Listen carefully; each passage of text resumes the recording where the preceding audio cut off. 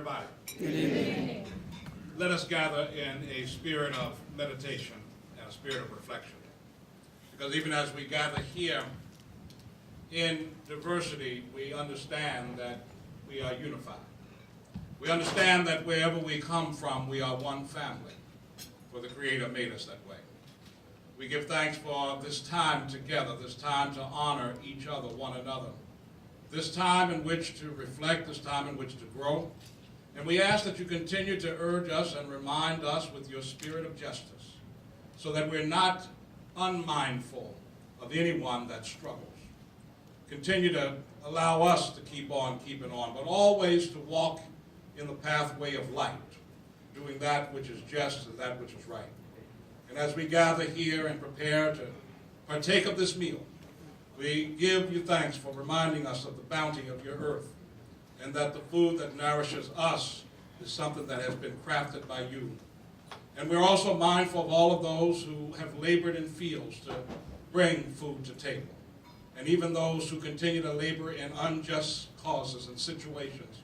We ask you to open our hearts and minds to be mindful of them as well. As we participate in this time together, let us continue to participate in the cause of justice, in the cause of unity, and the cause of respect for one another. In all these things, we lift up our hearts. Amen.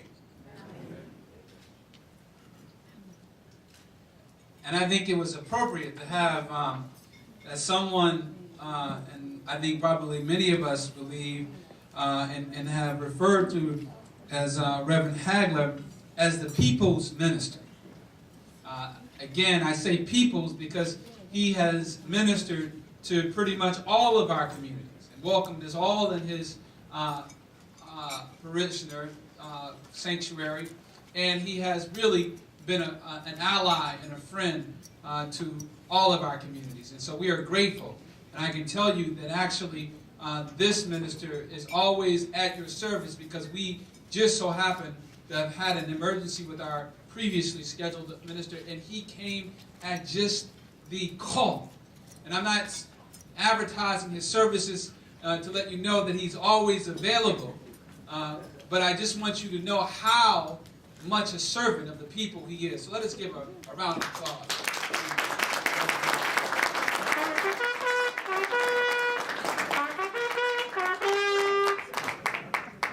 All right, our faith is with us. So again, I want to just give a little bit of background. As you all know, I'm actually the past chairman of the D.C. Muslin Caucus. I hold that title very gratefully as the past chairman of the D.C. Muslin Caucus. But I've been involved with politics here in D.C. for pretty much about 23 years since I first came to Washington, D.C. as a student at Howard University. But many of you all might not know that I actually came from a stock of political activists. My father, I grew up in Detroit, Michigan, and my father was an activist as well as my mother. And they started a program in Detroit in a small community called Highland Park. I don't know if you all know Highland Park here, but in a small community called Highland Park, they had a program called the Solidarity Dinner. And the Solidarity Dinner, because we were Muslim Americans, were usually designed to try to bring together people in solidarity, primarily across the religious backgrounds, but also across ethnicities. And they started that. And my mom passed away shortly before I graduated from high school. My father went on to go back home to Memphis, Tennessee, where he grew up. And he took all my siblings, and it was at that time 6 of us, down to Memphis, Tennessee. And ultimately, he continued his work and labored, and ultimately became an elected member of the Memphis City Council. But he took that concept of solidarity with him to Memphis, Tennessee. So when I came here to Washington, I always knew that it was important for us to collaborate and work across religious groups, across racial groups. And so it was important, I thought, to try to bring this concept of solidarity here to Washington, D.C. And immediately I had a partner in the likes of Franklin Garcia.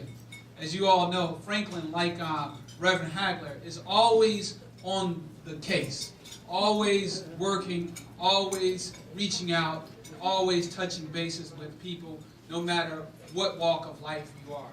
And immediately when I shared the concept with Franklin, he was 100% on board. And he said that if we do this concept of a solidarity banquet, then we have to have the Asian and Pacific Islander Caucus. And he said that you will find Heather Lafferty to be equally receptive to this idea. And she said, call her. And I called Heather, and she said, it sounds like a great idea. And from that conversation, we are here with you today. So again, let us give a round of applause to these great leaders of solidarity who joined us.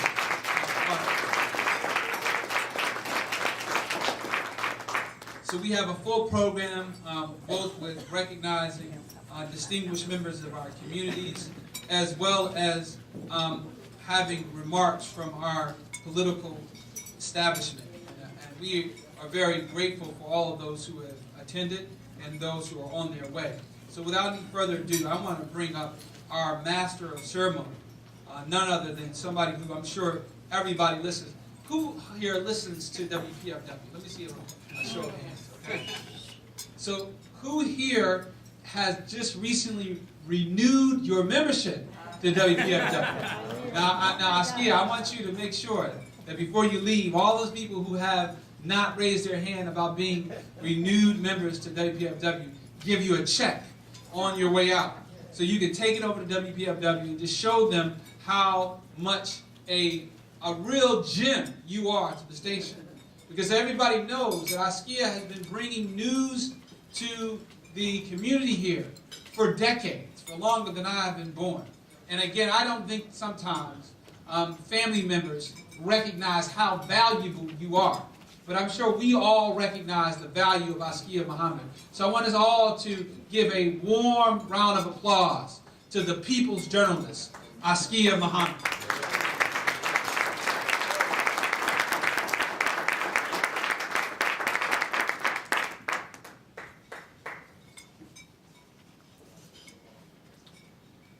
Greetings and good evening to everyone.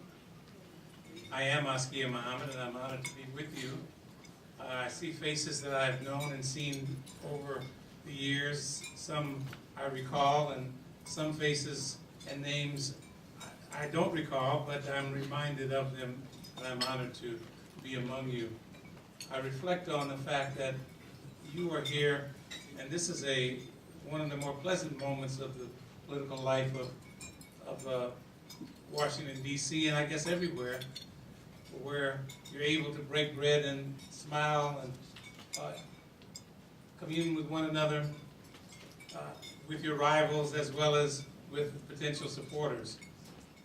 And so I recognize also how hard you work at times when we don't see you.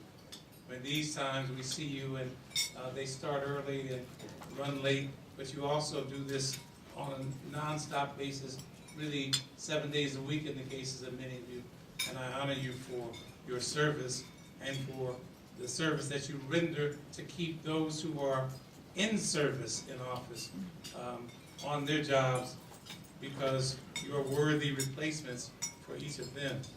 Of all the people that we honor in this dinner, or that this dinner is in commemoration of, I'm of the generation of them, and I recognize and had an opportunity. I almost met Dr. Martin Luther King Jr. He was to speak at the Los Angeles City College where I was attending, but something happened and he didn't attend.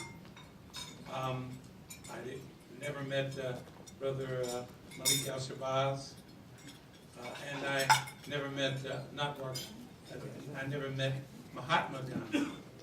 But I was blessed to meet Cesar Chavez, our honoree, and I met him in the mountains, I think it's Modesto, California, in 1968, when he was doing, as you are doing, working in behalf of the people, his people, our people, and to uplift workers, as Reverend Hagler referred to those whose labor made the meal possible, and this is the work that he did.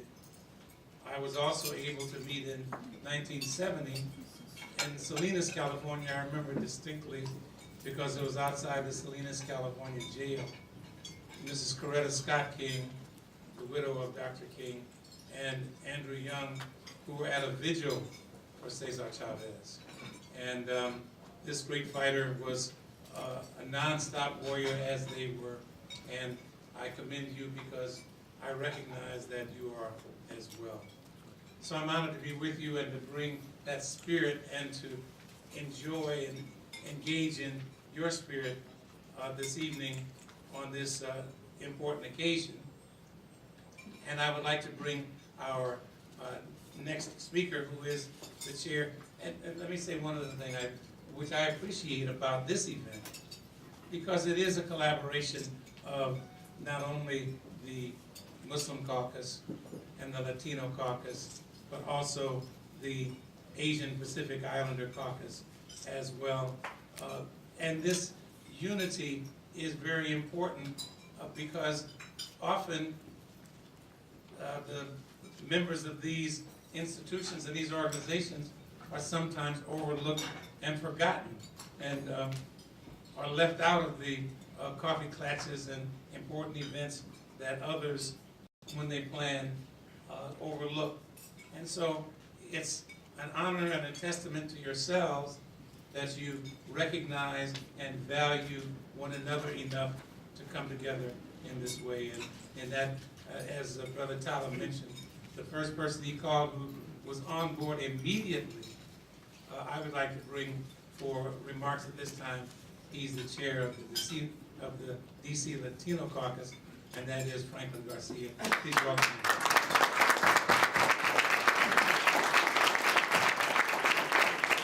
Thank you so much. What an honor to have you here. Thank you. Thank you, everybody who came out tonight.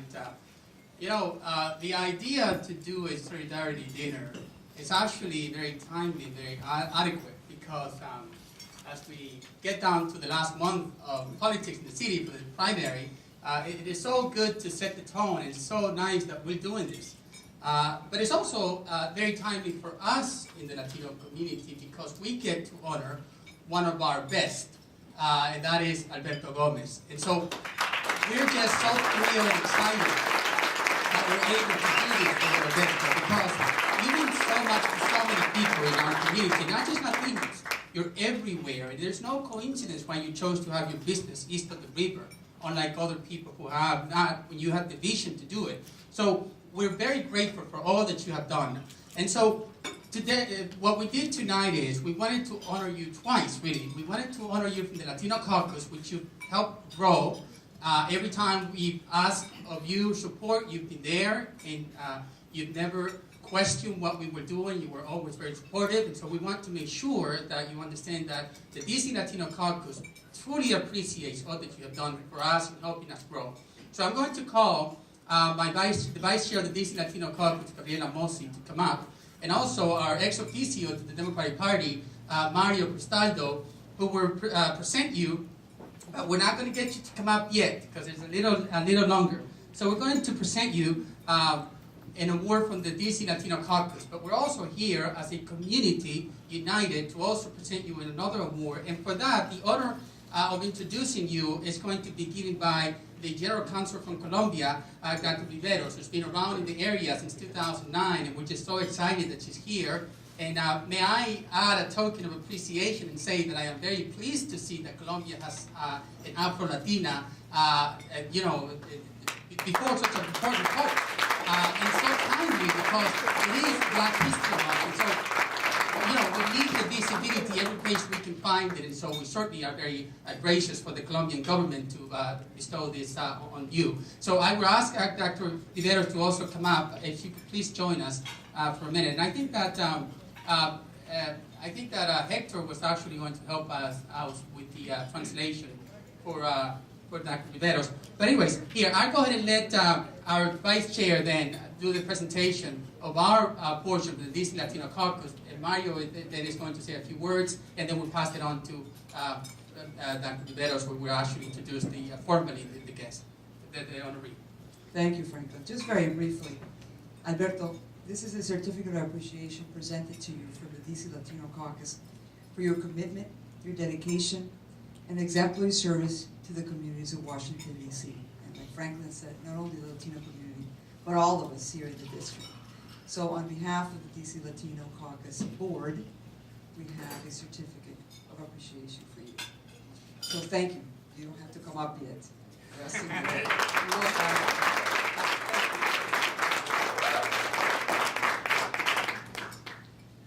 Good evening, everyone. One of the things that we're really excited about tonight is the coming together, the solidarity among all different groups, the Muslin community, the Asian community, the Latino community, to celebrate all of us together, Alberto's achievement, and to thank him for his leadership in our community. So, thank you, Alberto.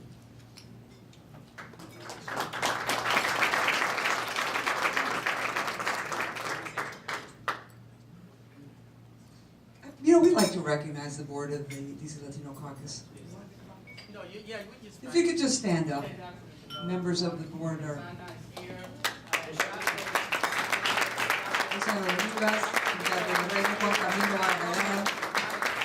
Dr. Realara, William Perdomo, Pedro Rubio.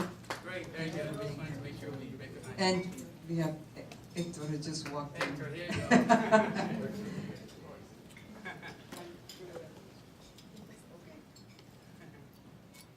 Buenas noches. Es un honor para mí poder presentar esta bio de nuestro queridísimo Alberto Gómez. Alberto Gómez, colombiano, nacido en Pereira, pero criado en el Valle del Cauca. Ha residido desde hace 40 años en la ciudad de Washington, D.C. She'd like to say she's honored to be here to present this award to our dearest Alberto. Alberto is a Colombian. He was born in Pereira, but he grew up in the Valley of Cauca, and he has lived in Washington, D.C. for the past 40 years. El señor Gómez es empresario y presidente de la empresa Prince Construction Company. Se ha desempeñado en esa función desde hace 26 años. Mr. Gomez is a business owner, and he is a president of Prince Construction Company. He has held this position for the past 26 years. Es una empresa que ha tenido hasta 187 plazas de trabajos entre empleados y contratistas. This business has employed up to 187 employees and contractors. Más allá de sus negocios, es un defensor de los derechos humanos, en particular de los temas de educación, vivienda, inmigración y pequeños negocios. Beyond his work as a small business owner, he's also been a defender of human rights, in particular in issues related to education, affordable housing, migration, and small business. El señor Gómez también es miembro del comité director del capítulo de la Cruz Roja Americana, presidente de la Junta Directiva de la Cruz Roja Americana en el noroeste de Washington. Mr. Gomez has also been a member of many boards, including a board member of the DC chapter of the American Red Cross here in DC.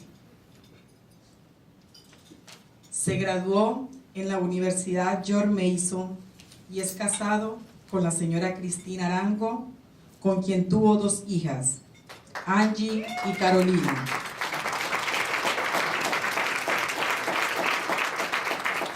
Mr. Gomez is a graduate of George Mason University, and he is married to Ms. Cristina Arango, and they have 2 daughters, or Angie and Carolina.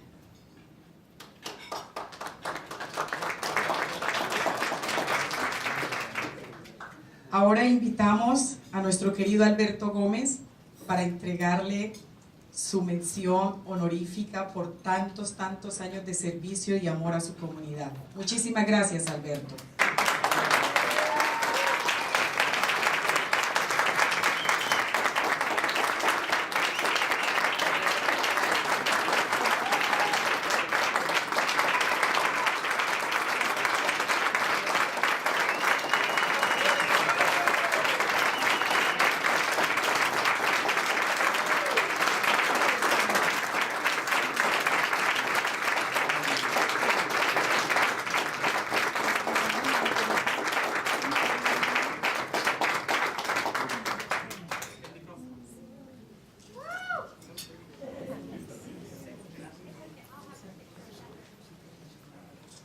Good evening, everybody. Good evening.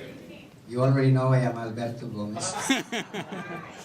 And I'm still recovering from a fairly serious surgery, which involved replacing my heart with a piece of equipment that I call my titanium heart. And I love you all with my titanium heart.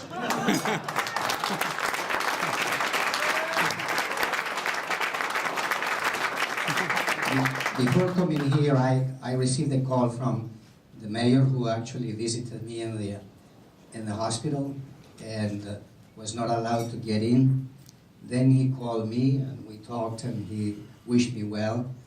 And today he asked me to say hello to you and said his regrets for not being able to be here because he's in another political function. But I think that I feel very grateful today, and I was given the option of coming or staying home, and I chose to come.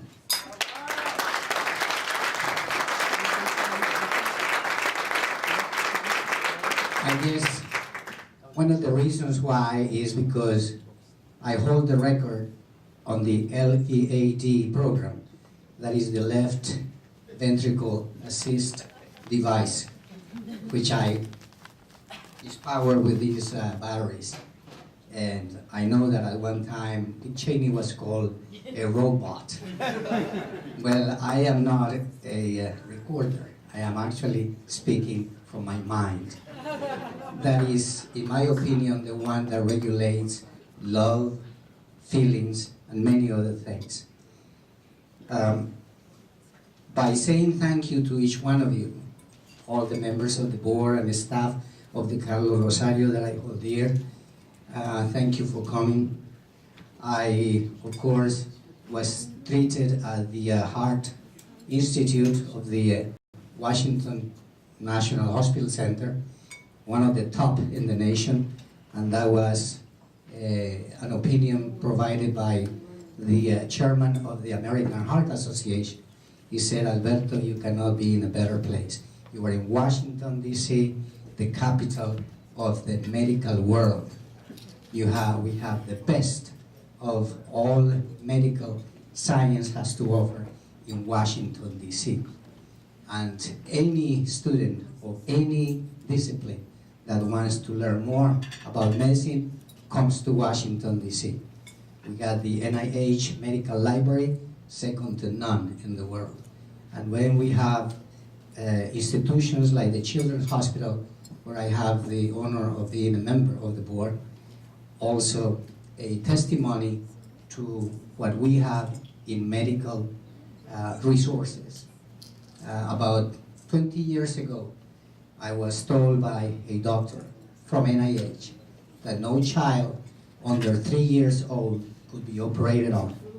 Well, I can tell you now that we are operating in fetuses at the Children's Hospital, correcting all kinds of anomalies in their bodies. But by saying thank you to each one of you and looking at your faces and seeing my friends is an extra gift that I get every day. I hug, sometimes I cry. I am in a grateful mood these days. There are many things that have changed in my life in a matter of a month. It has been very fast, but there is one thing that I want to tell you. And I am a Roman Catholic, and I believe in God, and of course in the Virgin Mary. But there is one thing that we hold dear with every faith around, is that if you have faith at the worst moments of your life, you have your faith to hold on to. Even when you see that everything is fading away, the faces of your family, the faces of your surrounding, and you have heart failure, that means your heart decided to quit, and then is replaced by machines, and then later on it is you are started, and then they offer you one option, and that is what I have. And there is only a selection of machines. Well, we selected one that could fit me, because the one that they installed on Dick Cheney wouldn't fit on my chest. It was too big. So mine is a smaller, third generation machine. But at those, when you choose that and they decide to install it on you, then it is like a truck went over you. My recovery has been astounding to the doctors. They have more experience than I do. I just wanted to get out of there and go back home and be able to sleep, because you can't sleep in the intensive care unit, you cannot sleep in the recovery room, you cannot sleep in the hospital. Only at home, then you can have that. And we talk about family, and we talk about friends, and I already mentioned about faith. Faith holds us together. Muslim, any religion, any other religion, if you believe in something, that is what is going to hold you together in the most critical moments. That's what held me. My mind was very powerful, and I could survive that, and probably much more, because I felt that I wanted to fight, and that is what basically has happened. In this occasion, I want to let you know how grateful I am for all your calls, for all your visits, for your cards, for your books, for everything. And I wanted to come and say thank you, and from my titanium heart, thank you very much.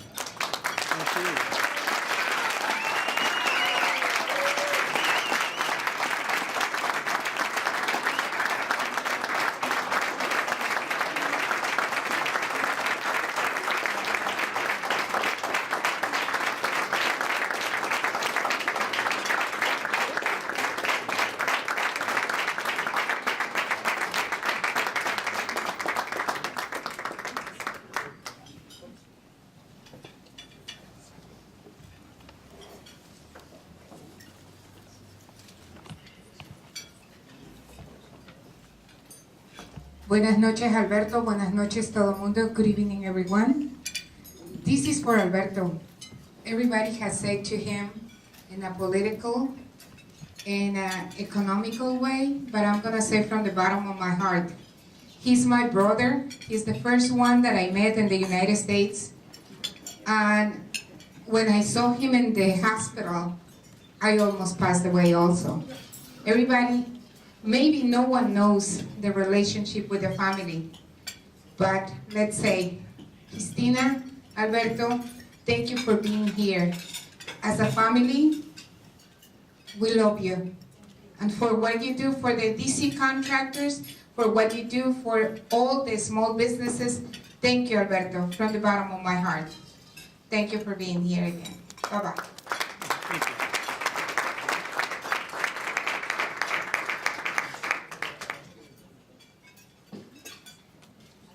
You know, I think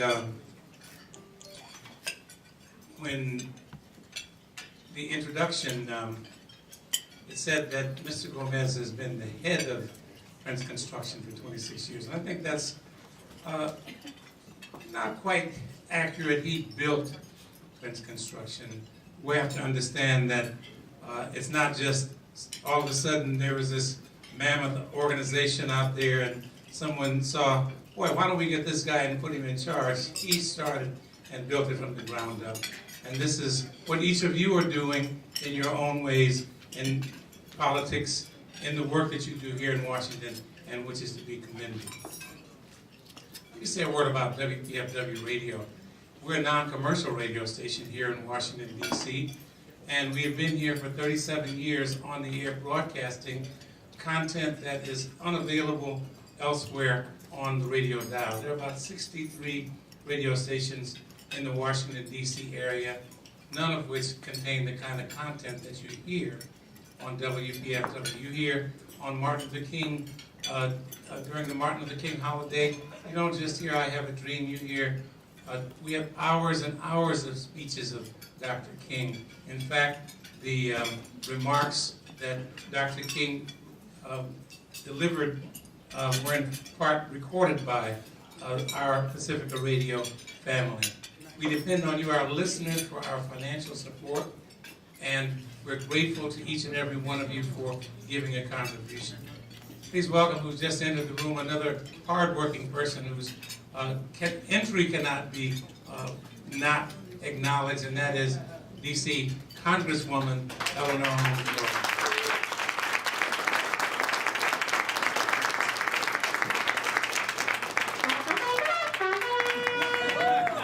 So please consider, if you've got a checkbook with you, please consider making a contribution. I'll be happy to take it to WPFW when I return tomorrow morning.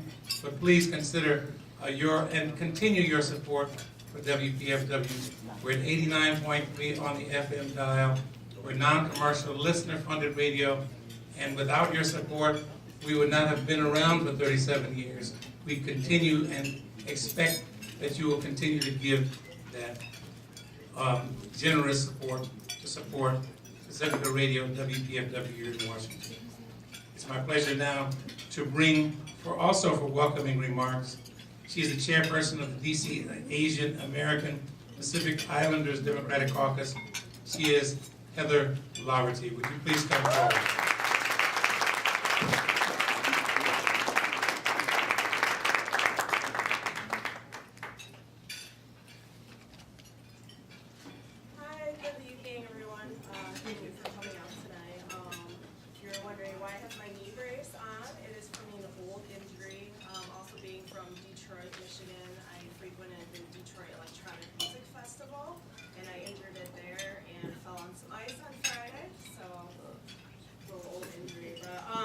Again, I want to thank the Latino Caucus as well as the Muslin Caucus for bringing us on.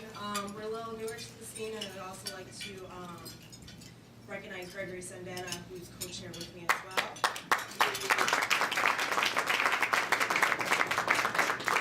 He is in Texas right now for work, so he wasn't able to be here tonight, so he sends his regards to everybody. So I'd like to just give a brief rundown of the DC AAPI Democratic Caucus, which is the Asian Pacific American Islander Caucus. So we are here in platform in DC, within the DC Democratic State Committee and the Democratic Party as well.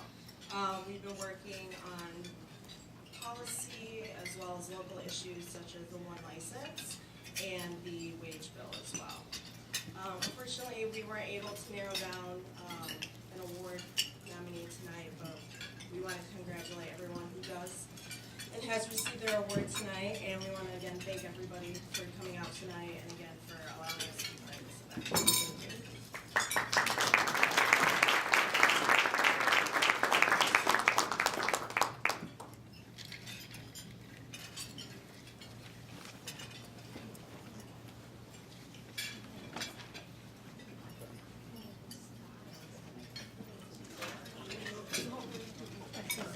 Also called this the Wounded Warriors Caucus.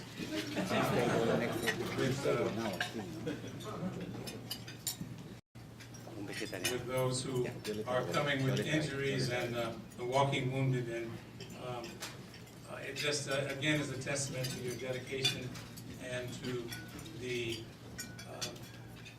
commitment that you make and give and show in your leadership every day. We are going to have another award presented. And you know, I know people are here to receive awards, and it is always great to be recognized by your peers. But I get the sense that among so many of you who are not receiving awards, you'd be here anyway, and those who are receiving awards would be here anyway because you want to increase the solidarity and you want to increase the electoral participation, unlike other jurisdictions where they want to tamp down the number of people who vote.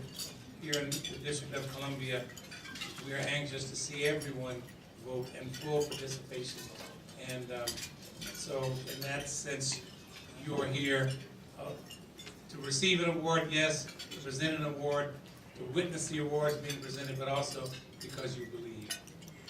And now here to present one of the other awards to another of our very deserving awardees is Brother Tyler. He's back, and welcome back.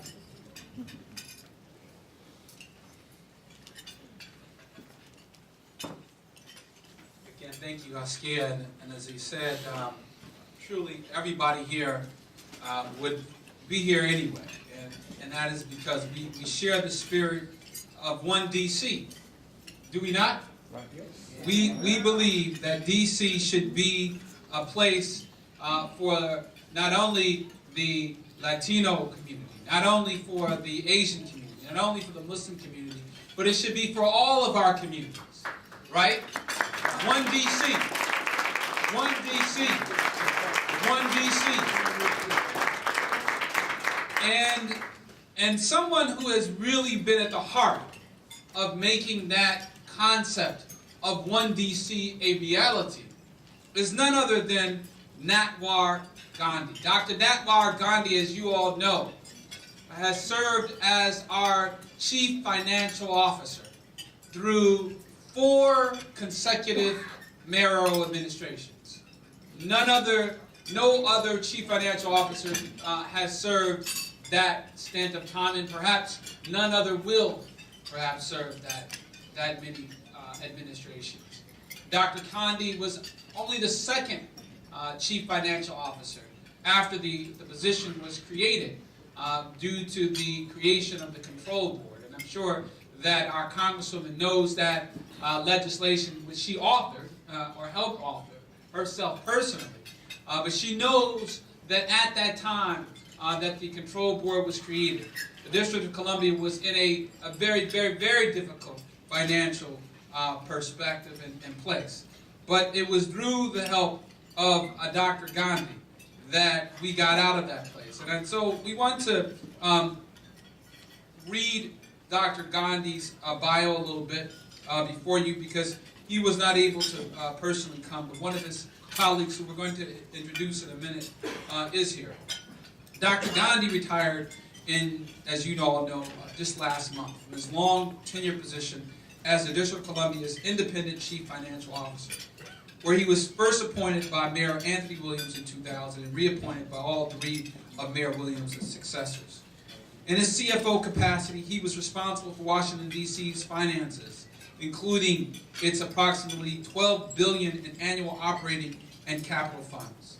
As CFO, Dr. Gandhi managed a staff of more than 1,200, and then, during his tenure as CFO, he was responsible for transforming the deficit-plagued junk bond-rated jurisdiction with $550 million in negative fund balance into a financially healthy municipality with a string of balanced budgets and a fund balance of now $1.5 billion. Let's give a round of applause at the end of 2013. Dr. Gandhi secured multiple ratings upgrades from major ratings agencies for its general obligation bonds, which are currently rated AA by Standard & Poor's, AA- by Fitch Ratings, and A, and I don't even really understand that, but A, small a2. And folks who are in the financial services industry, you probably know exactly how high that is. And as you all know, these are the highest ratings that the District of Columbia has ever received.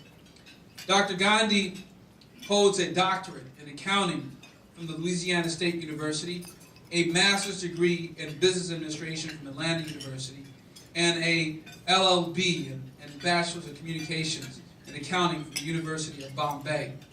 Currently, Dr. Gandhi is a distinguished policy fellow at Georgetown University's McDonough School of Business, Center for Financial Markets and Policy. Again, I initially thought that Dr. Gandhi, given that he has a last name that's similar to Mahatma Gandhi, was a relative of Mahatma Gandhi. I was, I think perhaps persuaded that that might be the case because, as you all might know, just about a year ago, Dr. Gandhi performed as Mahatma Gandhi in a play. So I said that clearly they must be related. However, I was later informed that, in fact, Dr. Gandhi was not directly related to Mahatma Gandhi, but they are from, I understand, Gujarati, which is a similar region, and I understand that perhaps a lot of folks named Gandhi are from that same region. I actually happen to have a part of ancestry that I connect with the people of India, because my grandfather was a member of the Indian community, and so we are very grateful. I'm sorry, my great-grandfather was a member of the Indian community who is from Panama, and East Indian from Panama. You all know the coolies who are there. Some of you all might know the history. But we are grateful that Dr. Gandhi served in that capacity as an Asian American and really stood up for the rights of us all and made sure that the District of Columbia was an opportunity basket that all of us could benefit from. So without any further ado, I'm standing in the place of our American Federation of State, County, Municipal Employees Executive Director for District 20, who wanted to be here and wanted to present the award to Dr. Gandhi because he was responsible for negotiating with the likes of Dr. Gandhi in many occasions on the benefit of the workers here in the District of Columbia. And because Dr. Gandhi was not able to come, he asked his colleague, one of his deputies, the associate chief financial officer, who's currently still working in the educational clusters and other government service clusters, to come and accept this award. So let us give a warm round of applause to Mohammed Abdi Mohammed, the associate chief financial officer for the District of Columbia, to come and receive the award from Dr. Gandhi, and ask him to give some remarks to Dr.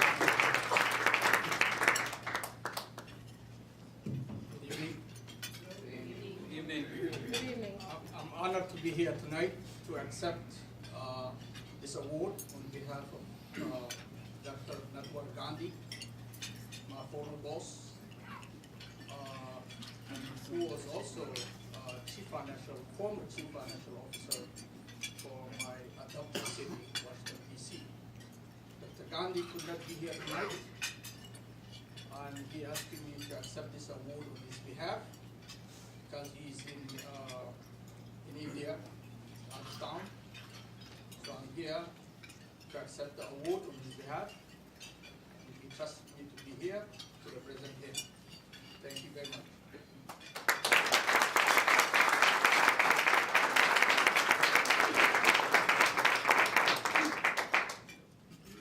So the award says that the 2014 Chavez Gandhi King Shabbat Solidarity Dinner presented to Dr. Natwar Gandhi, former Chief Financial Officer of the District of Columbia from 2000 to 2013, 13 years.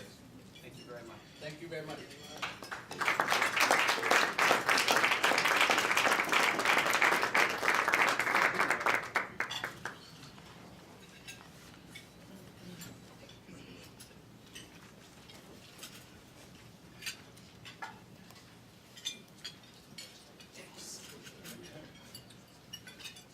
I almost feel as though I should do a stand-up routine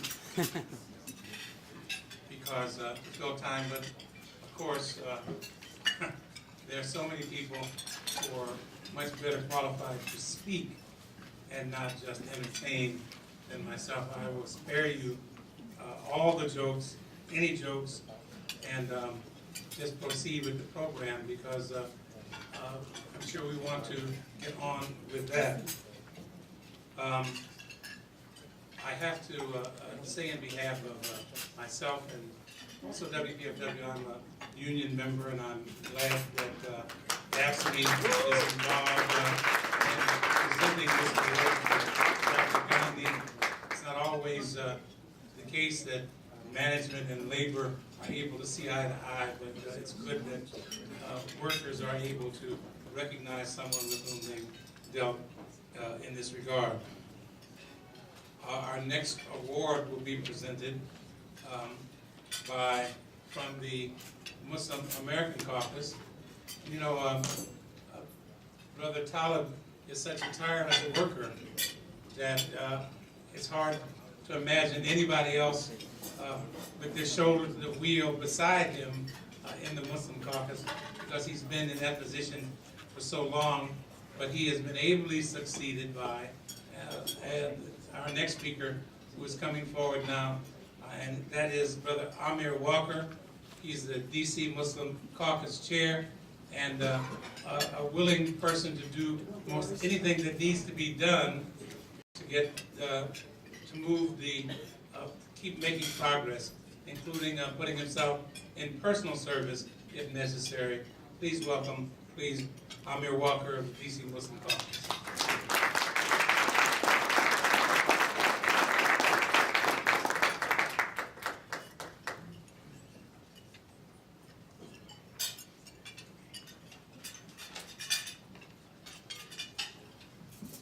Assalamu alaikum. Good evening to you all. As DC Muslim Caucus chairperson, I'd like to thank you all for your contributions as far as buying tickets, as well as purchasing advertising for this historic event. The Latino, DC Muslim Caucus, and the Asian Pacific Caucus, we have a long history when I look into our relationships. If anyone was to look at history, they will see that the Muslims had a relationship in Spain with the Spaniards in Andalus, as well as the Muslims have been travelers throughout the world, throughout the Philippines, Malaysia, and Indonesia. We have a relationship that goes back over several hundred years. We look forward now to year 2014. We formed the solidarity because we share the same values, such as large extended families. We share education values, and we share the values such as affordable housing, economic development, and so forth and so on. As I look at my personal relationship, by profession, I'm a limousine driver. I work for one of the largest and fastest growing limousine services in the United States, maybe around the world. But as I travel through my daily routine through the wards of DC, I see and hear and talk to people from Capitol Hill to lawmakers on K Street. I also pick up various people from various economic backgrounds, such as the nannies and housekeepers, who can't afford to really take my service, but it's paid for by the people which employ them for their services. A lot of times we pass by the parks in DC, we see homeless families out there.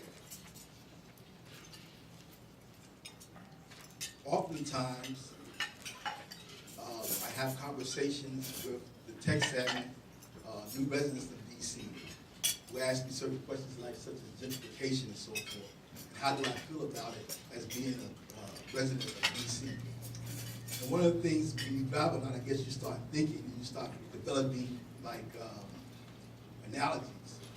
And I tell them that, you know, gentrification to me is something like it has many layers, kind of like an onion. And as you peel that onion back, you see things like homelessness, you see things like education, you see crime, you see economic development. But like the onion has many properties to it. It has many helpful properties to it. And also, too much of an onion probably causes most people to cry. As residents of DC, I hope that we can all share the benefits of this onion. Thank you.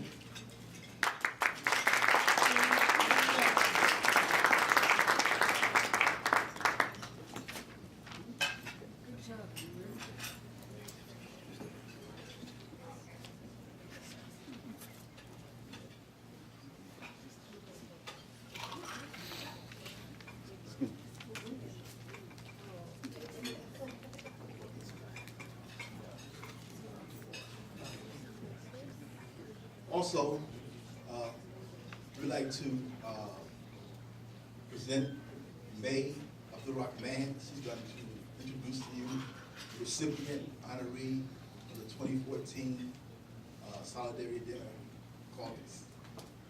Thank you.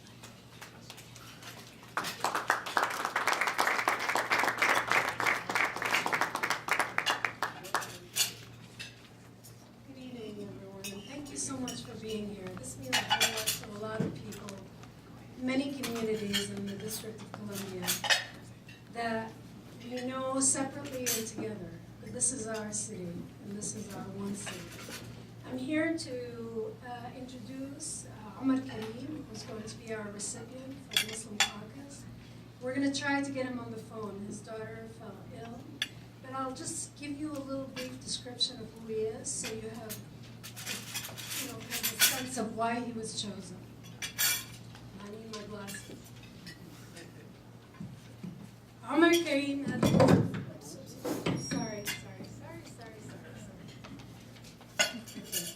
Omar Karim has been a leader in the construction and development industry in Washington, D.C. region for the past 15 years. He holds Bachelor's of Science, Mechanical Engineering, and doctor degrees, and Juris Doctor degrees, both from Howard University. For the past 9 years, he has served as president of Benecker Ventures, which is a certified minority-owned construction and IT service firm that has offices in Washington, D.C. and Maryland. Since its founding, Benecker has helped build more than 1 million square feet of neighborhood-enhancing facilities, including the Walker Jones Education Center and Deanwood Community Center. Benecker has also provided development, construction management, and lead certification services for Foundry Loft as part of a $28 million redevelopment of the former Navy Yard site. Oh, $22 billion, sorry. I need better glasses. $2 billion redevelopment of the former Navy Yard site. In the process of growing, Benecker and Mr. Karim recruited and hired more than 25 Muslim and graduates of color from top universities in the United States, enabled them to work on large-scale commercial and government construction projects. Through Benecker Foundation, he has overseen the contribution of more than $100,000 to nonprofits and community-based organizations. He's a mentor to several minority construction firms in DC and Maryland, and his firm is named in the honor of a mathematician, astronomer, and surveyor, Benjamin Benecker. As we all know, he is, of course, related to DC. Anyway, thank you. Is he on? So actually, as Amir mentioned, and we'll take a picture of us all, Omar Karim, and for full disclosure, is my brother. And some of you all may know that we actually were on different sides of the political fence in the last election. But it is, again, a demonstration and a testament to solidarity when, 4 years later, we can come together as not only one DC, but one family. And speaking of family, my brother just had a baby a week ago today. And so he is with his wife and who fell ill and they had to go to the hospital. But my other brother, who also is an executive at the construction firm, is on the phone and he's going to give some words of acceptance on behalf of our brother Omar. So this is Hassan Karim, also a product of Howard University and a vice president at Benecker Ventures. Hassan. Good evening. Thank you guys. Thank you very much for having me remote in for my brother. It is really an honor. I'll accept anything on Omar's behalf. Indeed, he is a bridge builder for communities economically as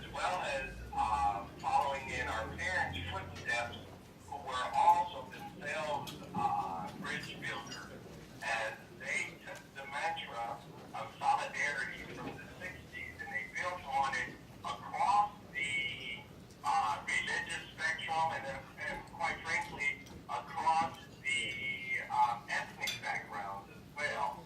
From the doing solidarity event in Detroit and Memphis, where my dad later, through his efforts of solidarity, helped to successfully sue the city of Memphis and for their illegal practices of gerrymandering. And they were able to bring together half the city of Memphis and they created two halves of the government, right, or halves of the representative body in order to counter the effects of the gerrymandering process. And the people of Memphis chose to put my father into that position or into one of those two new super districts that made him effectively mayor for half of the city. And that was purely out of the efforts of solidarity as he reached across large swaths when 250,000 people voted to have them put there. And Omar does a similar thing in his efforts to almost as much as possible. We at Banneker Ventures, we try to work with minority organizations.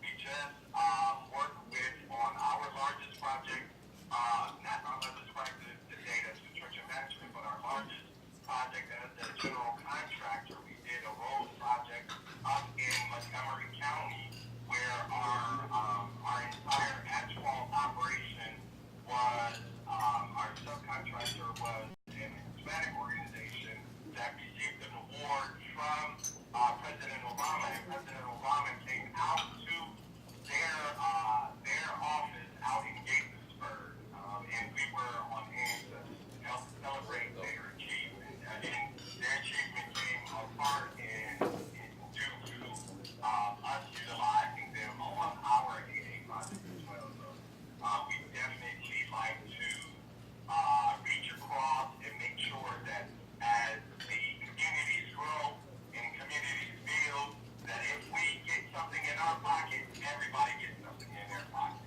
And that is the only way that we think that the minority community will be able to grow and succeed and become economically viable and stay economically viable. So again, I want to thank you very much on behalf of my brother Omar. Thank you very much.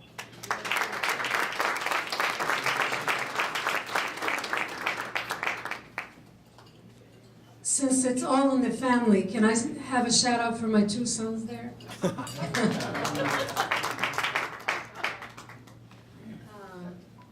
What are their names? Hamad.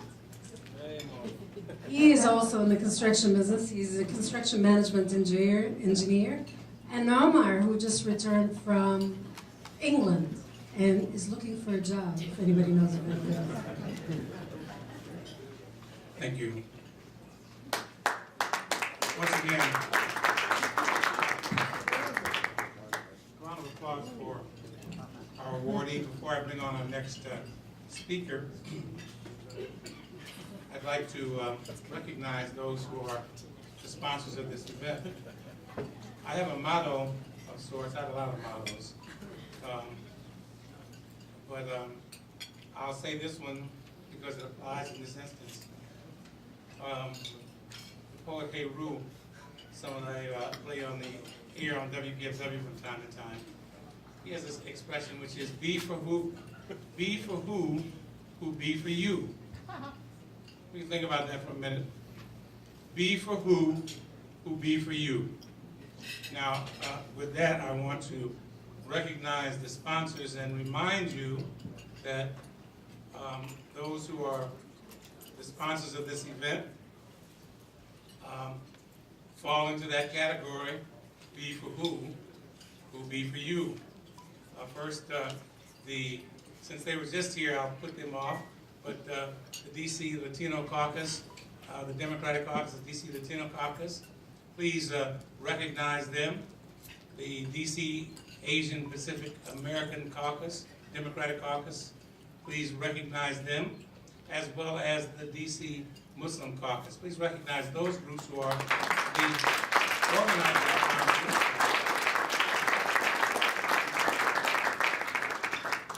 In addition, there are Mayor Vincent Gray is the sponsor of this event. Candidate Jack Evans, council member from Ward 2, who has just entered the room, is a sponsor of this event.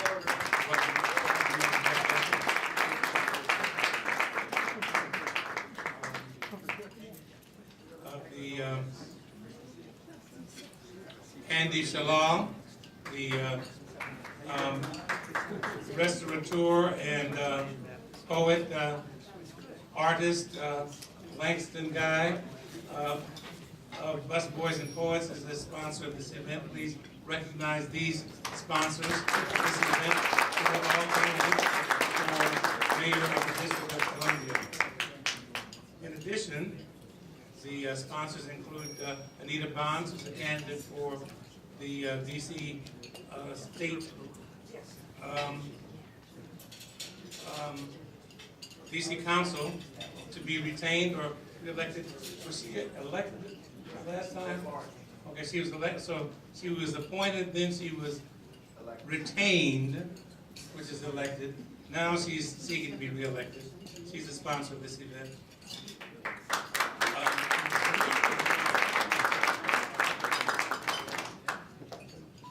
Also, let us not forget Laura Julian. She's a candidate for DC State. Her picture appears on the slides, but her name is not there. Laura Julian. Julian. See, that's the non-Latino. Julian. Laura Julian, who is a candidate, and she's much better looking in person than on her picture, but her picture appears as a candidate, but her name does not appear. So please remember and recognize her also as a sponsor of this event.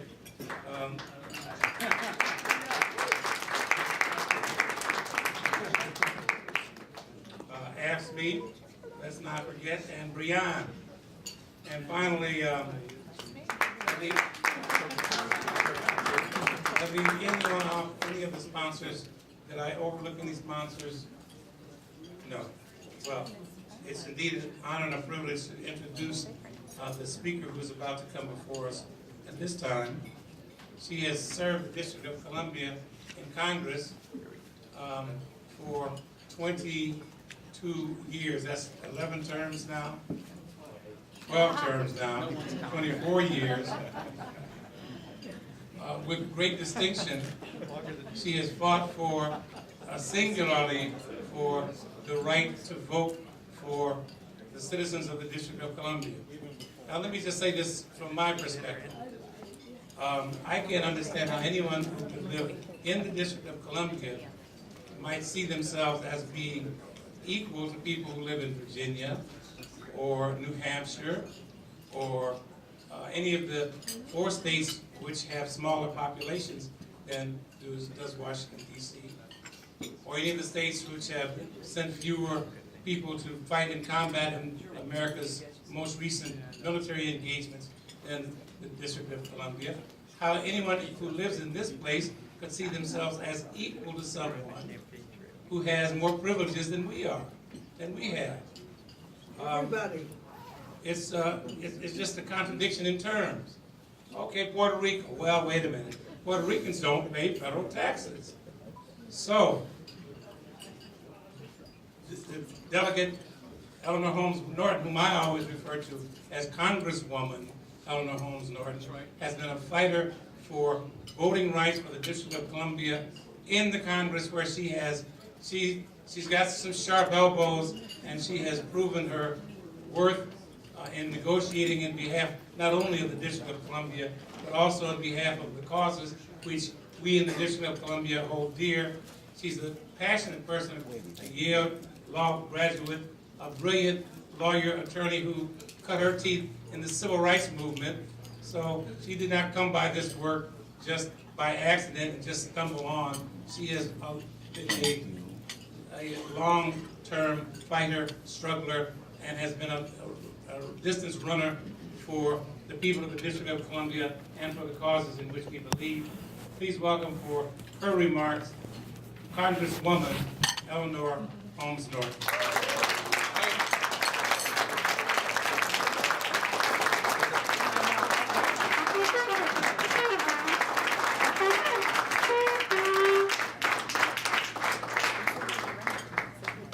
Thank you, Askia Mohammed. You know, one hasn't been introduced in this town until you've been introduced by Askia. That's right.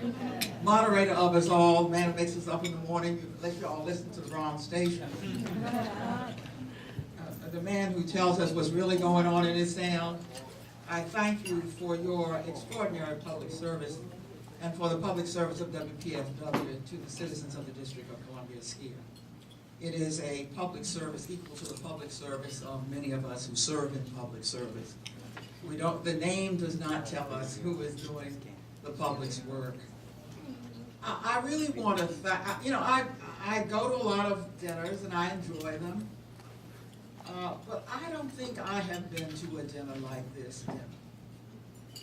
And I want to thank all of you who have brought us together for this dinner in particular.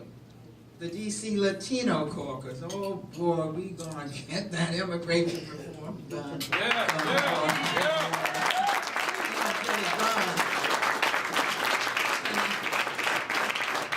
I say to my Latino brothers and sisters, you know, if anybody proves how change occurs in this country, Latinos have shown us how it occurs.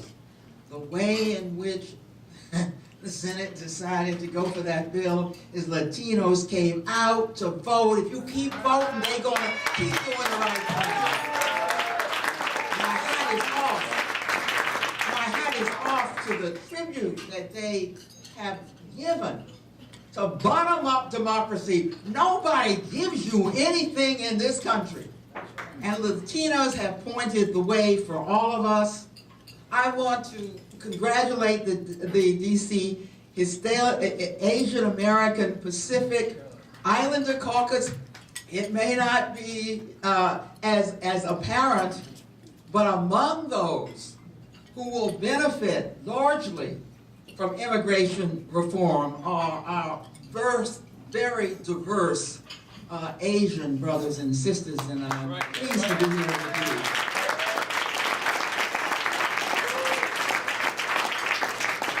And I'm very pleased that the DC Muslim Caucus, who represent people from all over the world, including many in this city, have joined also in this dinner. And of course, I'm sure I'm not surprised that the Democratic Caucus is here, because the Democratic Caucus represents all of the groups that I have just mentioned and represents them so well in this city. I am just so pleased that you've come together in solidarity in the name of the great leaders of our time and of our various communities. This dinner and tribute is particularly welcome. It acknowledges what the city I grew up in has become. That was a city of blacks and whites. That city is gone. This is a truly international city where people have come, not only to New York, but yes, to the District of Columbia from all over the world, of every religious and ethnic group from across the globe itself. The leaders in whose names we gather remind us to be mindful of what it takes to hold a truly diverse society together. If you have any doubt about that, look to Syria, where there is brother against brother. Look to the Mideast, where religious groups and societies continue to tear each other apart. They're all from Abraham. If they all recognize that, peace could be made in the Middle East. This city lives in peace, but we acknowledge that sometimes there are racial and class divisions just below the surface. That puts a special burden on the city's leaders to hold this city together, to make this city understand that its diversity must bind us together. But it calls for leadership at every single level, whether, of course, from political leadership or from the stations of community leadership, which are often more important than the political leadership of this city. And don't you forget it. That's right. Often, the political leadership is not up to the task, and the burden is borne by those who are and who take up that mantle. Tonight's dinner delights me because it is leadership by example. Leadership with a dinner that unites our glorious religious and ethnic and racial groups coming together in the capital city of the United States in unity. I saw that unity demonstrated recently. A group of statehood advocates came to my office to meet with me. Those groups were very diverse. They included groups that had advocated equality in its many forms. Some short of statehood. But they had gotten together for statehood for the District of Columbia while they continue to do what they can to get equality, full equality, and all recognize that nothing less than full equality will do for full citizens of the United States of America.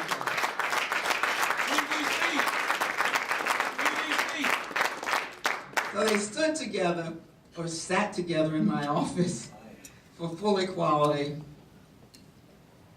I recognized how important it was to stand together for full equality when our city was really under siege recently. The Congress almost closed down the District of Columbia for nothing. If you want to feel rage, you see the Congress unable to get its act together, and then regarding us as peripheral damage, so we would get closed down along with the rest of them. It was too much to bear. It is the largest crowd I'd seen in a decade on the Hill at one of our press conferences and protests. It wasn't sponsored by any group, they just came. As a result, I was able to get out a guarantee that there will be no district government shutdown, even if the federal government shuts down this year or next year. Because DC came forward and demanded it. Because this city is unified across all class lines, across all racial and ethnic lines, across all language lines, and every other line you want to draw. We will not have those lines drawn. Because this city is unified, I've been able to stand fast when the Congress expressed its disquiet about the DC budget autonomy referendum. Okay, what you gonna do about it? Because we are unified, they haven't yet done anything about it. They can't figure out what to do about it. After we bring our money raised by ourselves to them who have nothing to do with it in the first place, what you gonna do about it? Right. That is the only way to deal with this Congress. What you gonna do about it? Tell them to do something about it. Because we are unified, we are close to having the Congress grant us budget autonomy.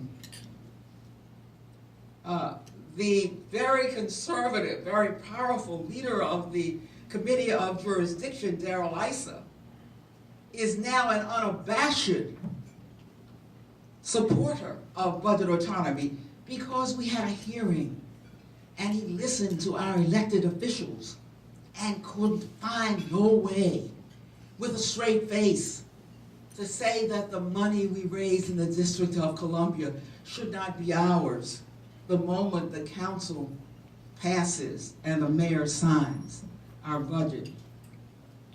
Even, in many ways, my nemesis, though I have to tell you, I have been in the minority almost throughout my time in the Congress, so I've had to learn to deal with nemesis. One of my great nemesis,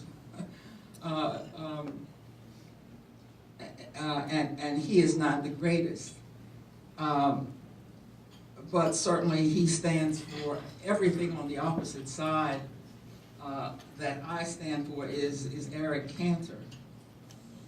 And yet he has endorsed budget autonomy. Just think about it.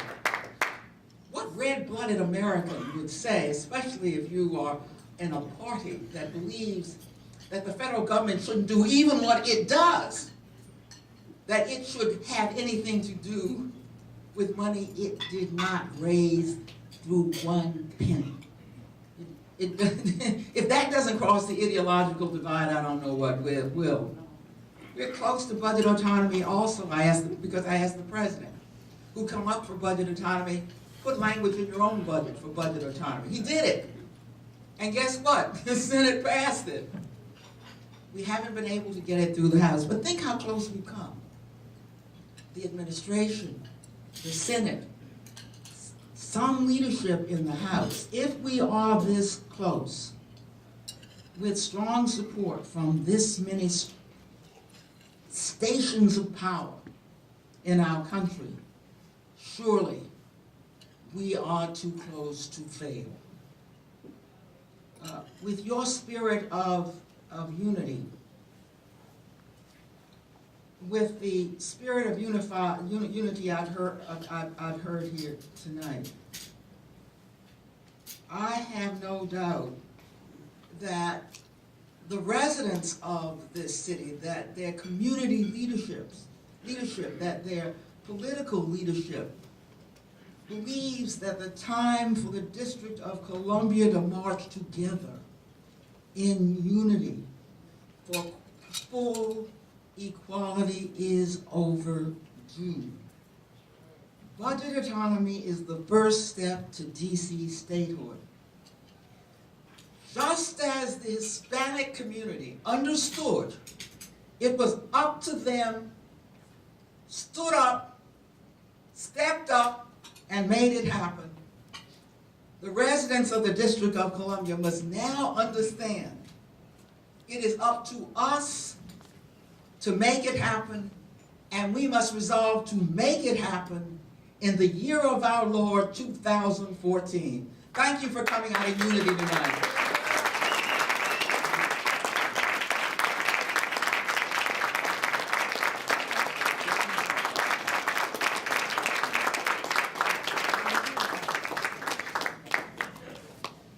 Congresswoman Eleanor Holmes-Norton, please, another round of applause for her.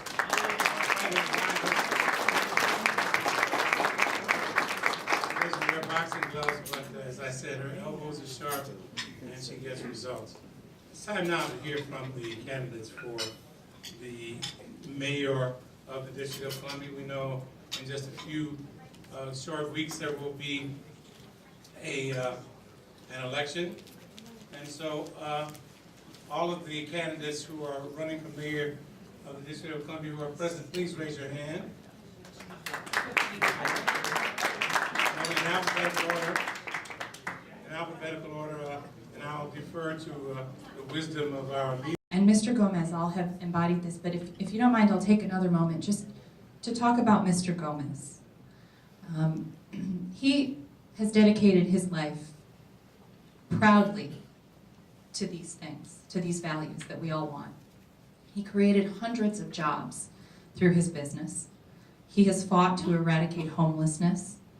He's been deeply committed to strengthening the Latino community and has ensured that new development in our city has led to good jobs that support working families. But nearest and dearest to my heart is his leadership in the Carlos Rosario School, right in Ward 1, which has been a tremendous, tremendous endeavor.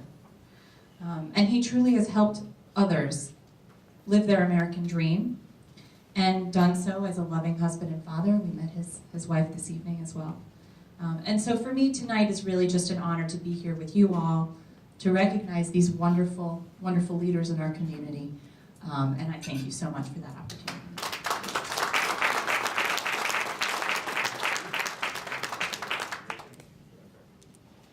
Thank you, Brianne. Ward 1, any more candidates from Ward 1? Then, if my saying rings true, be for who be for you, you got it locked in this room tonight, Brianne. Ward 2, which wards are up this term? Ward 1? 3. 5. 2 if that will be a special election if Jack Evans is elected, but Ward 1, 3, and 5. All right? 6, and 6. 4 if Muriel. Okay. Ward 3 candidates. None. Ward 5 candidates. None. Very close to the river here. Ward 5 candidates present. Ward 6 candidates. Here comes someone. No. No? Okay. I'm still not going to stand up. I promise you. Statehood candidates and Attorney General candidates. Are any of those candidates present? And The senators are here. Shadow Senator. Yes. Yeah. I thought I recognized. You're not a candidate this time, or you run every time. You have to be. But you're just sitting on your laurels and realize that you needn't even campaign in a group like this, right? Come forward, Pastor House. I thought I recognized your face. I thought you were going alphabetically, and I was going to yield to someone, but that's fine. I'm happy to take the mic first. And we also have another candidate who you all know, who, with your help, is going to be the first citywide Latino candidate in the District of Columbia. And I look forward to serving with him, Franklin Garcia. Thank you.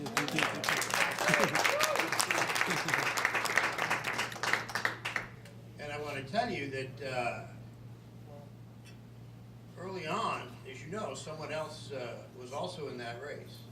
And there were many conversations about what your candidacy and having you serve in the delegation would mean, not just to the Latino community, but to enhance the diversity of District of Columbia elected officials overall. And she decided that this was not a time for Democrats to be fighting Democrats, because we have to be united in our fight with those on the Hill who are fighting us. And she stepped aside, and I'm confident, obviously you never take any election for granted, but I'm excited for the chance to be working with you, Franklin, and I sure appreciate that. I don't know how many of you had a chance to see the Washington Post today, but there was an exciting article about a dinner not quite as big as this that I came from over in California, where I'm excited to announce that some of the leading Hollywood celebrities have gotten behind the cause for DC statehood and have committed to coming out and doing public service announcements and using their talent and their activism to join us in our fight. So I want to just thank this, literally just got off the plane this morning. I want to thank members of a group called the Creative Coalition, who is one of Hollywood's leading activist organizations. Actors like Mario Van Peebles, Omar Epps, Tim Daly, Evan Handler, all committed to working hard to help us get statehood. You know, sometimes you have these events and they're called Jefferson Jackson Days or other kinds of dinners. When you have an event like this, so diverse, it is really an honor. And if they gave me a chance to be a voting member for a state that would have a Jefferson Jackson dinner as opposed to a Chavez, King, Shabazz, Gandhi dinner, I wouldn't trade it, because that's what makes our community special, is to have all of the wonderful diversity in this room. Together we are stronger, and I appreciate that. And I'm excited to continue our work. We have made tremendous progress. Not only are we on the verge of getting budget autonomy, but we have a statehood bill in both houses of Congress for the first time in over 20 years. And we have a chairman of the committee which that bill sits that has pledged to have a hearing on that bill. We have the majority leader of the Senate who has signed on as a sponsor of that bill. And we have more to show for our statehood efforts than we have in a long, long time. And I'm very proud of the role that I've played in that. I look forward to continuing to be able to serve you in that capacity, and I appreciate it. And as I go forward and continue to fight those on the Hill, it's good to know that I see so many friends in this room that I can count on you to have my back. Thank you. You know, the shadow senator, shadow representative position was created on the Tennessee model. That is, Congress recognized shadow representatives from Tennessee to lobby for statehood for Tennessee. And it worked. What's happening now, and these for these 8, 10, 12 years now that we've had representatives, shadow representatives in representing the District of Columbia, is that they have been volunteers and hardly recognized.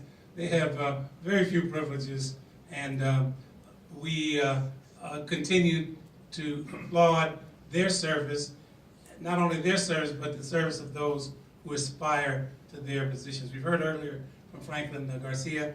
Franklin, are you speaking as a candidate? Or? One more. Peter Ross, come forward.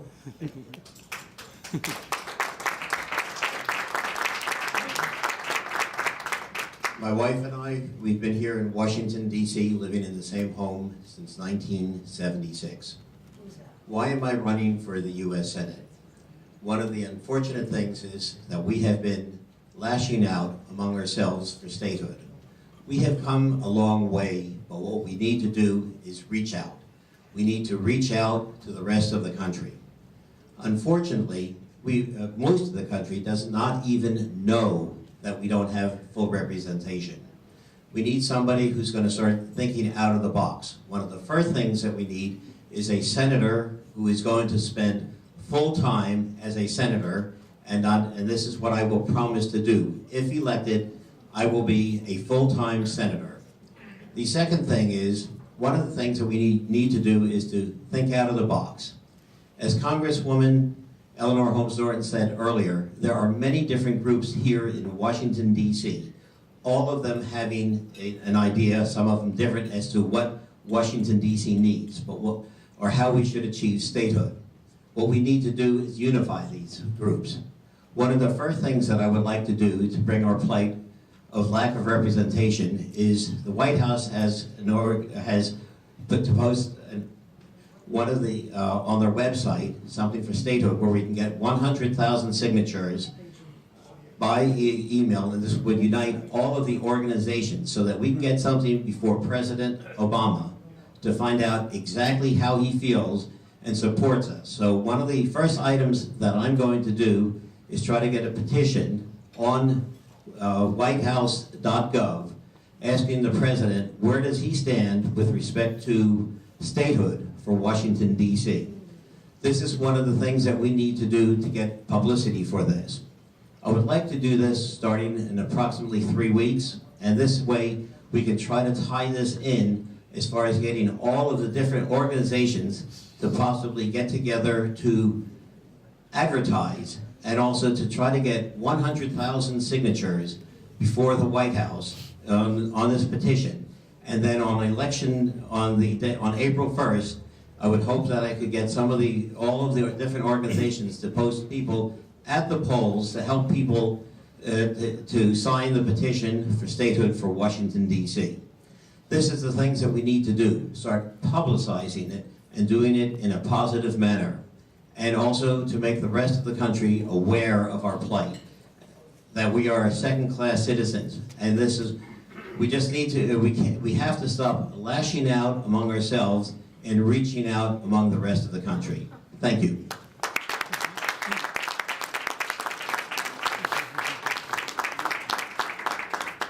I'll say for Pete Ross, he's been in the room longer than any of the other candidates in the room almost. He got here even before Faith.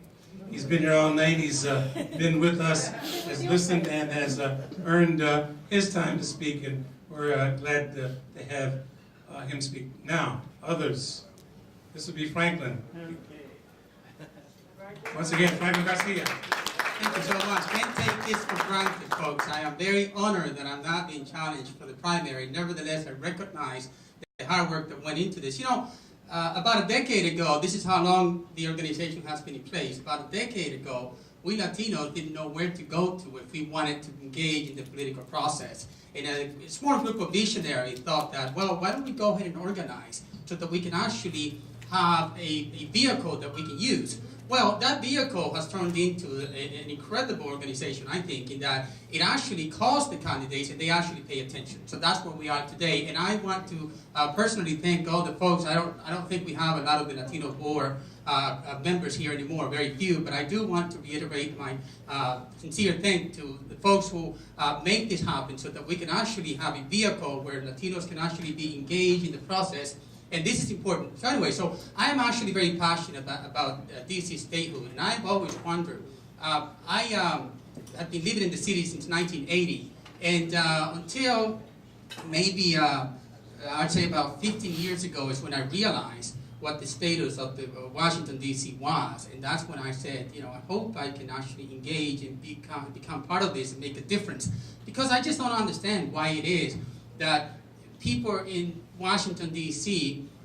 Weren't able to vote even in the 50s for the president. I mean, living in the city, I mean, it just, all these things just didn't make a whole lot of sense to me. So I'm hoping to be able to inject some energy into the movement that's actually working very well for our city. And I just hope that we can engage more people, because it's got to be a movement of people, you know, the young, the old, the different ethnicities.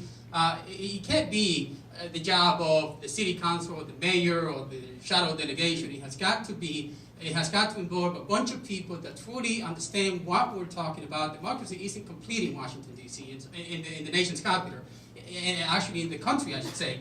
And so this is what this is about. So I don't want to take any more time, but I do want to conclude with saying just thank you very much all who came out. It was a lovely evening. Alberto, I know, was thrilled that he was able to put so many of his friends in one room and extended family. So we're all just so excited that we were able to do this together as a community. So again, thank you so much all for being here, and I'll pass it on. Hopefully we won't have to go very far now, because I know the time's up, and I think that the hotel needs to have us come out. So I think that we're just about to wrap it up now.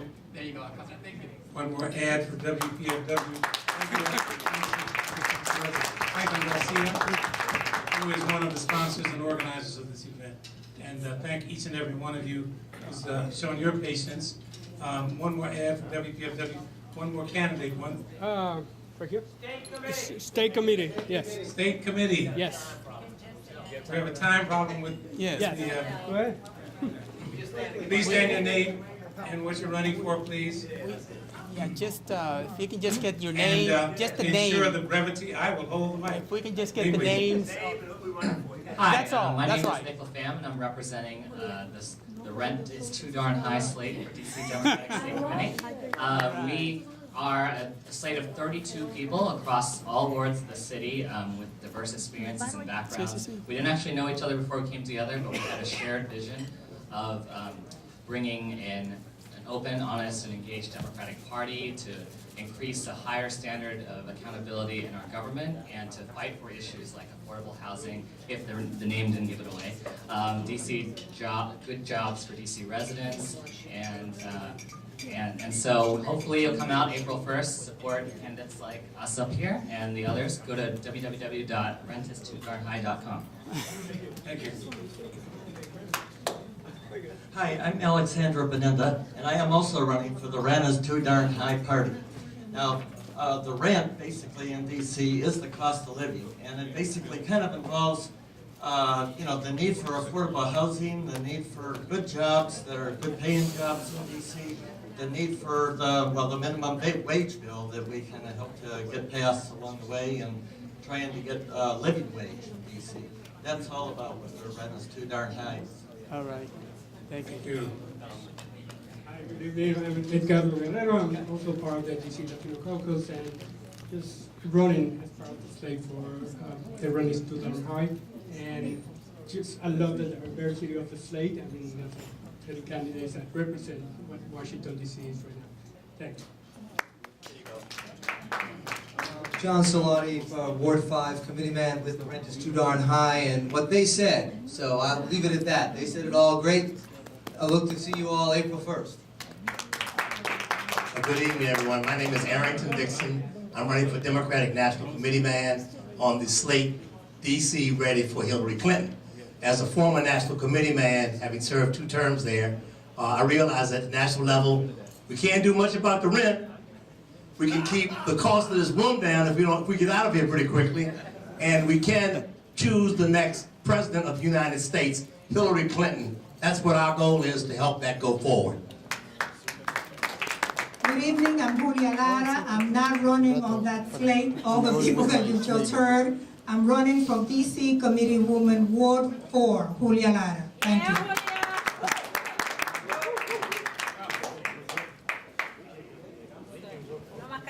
Good evening. My name is Philip Fennell. I'm running for Democratic Alternate National Committeeman on the slate DC Ready for Hillary. Hello, everybody. I'm Pat Elwood, and I'm running on a slate, Democrats Moving Forward, and this is one of my wonderful slate mates, and we hope you'll look on the ballot for anyone running for Democrats Moving Forward. I'm running for Alternate National Committeewoman. I'm number 1 on that list. Patricia Pat Elwood, and Mario Cristaldo. My name is Mario Cristaldo. I also agree that the rent is too high. I'm totally with Hillary Clinton, and I like to all believe that Democrats are going to be moving forward. Please vote Democrats moving forward. My name is Mario Cristaldo, and I'm running for at-large committeeman, DC Democratic State Committee. Thank you. Good evening. I am Aquilette Anderson, and I am not running on a slate. I am running because I would like to work for you. And I would like to work with you and continue to develop close relationships with our elected officials, like Councilwoman Vincent Orange and others. I am also running because I think that we need to move this party forward and unify the movement of this party forward. I am number 1 on the ballot. I also support Hillary Clinton. I also worked with Franklin Garcia in electing President Barack Obama. And I also look forward to continuing to work with Franklin as our shadow U.S. House of Representatives. I am number 1 on the ballot. My name is Aquilette Anderson, and I ask for your vote on April the 1st. Thank you. Thank all of you for being here with us. Thank you for your support. Thanks for your patience and your understanding. If you'd like to give something to WPFW,